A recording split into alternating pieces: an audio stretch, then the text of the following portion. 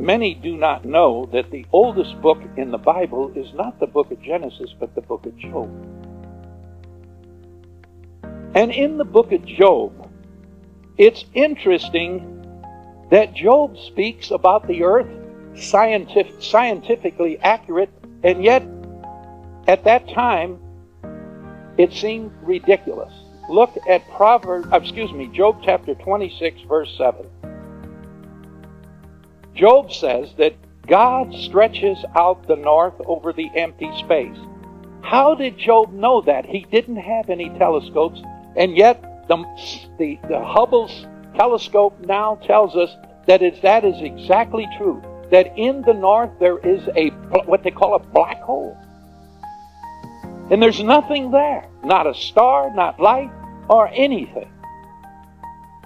Now how in the world did Job know that? Writing before Moses. He stretches out the north over the empty place. Now listen to this. He hangs the earth on nothing. Does that make sense? How could he say that? How would he have known that? You would even thought that he'd say he hung it on a giant chain. You know how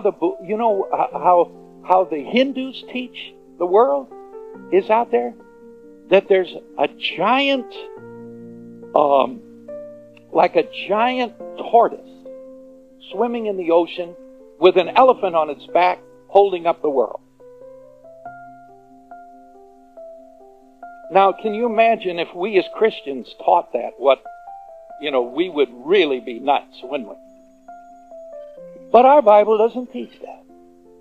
Our Bible says something, though, that 200 years ago they would have said, you're nuts, because it says he hung the earth on nothing. How can you picture something so heavy as the world being hung on nothing? Yes.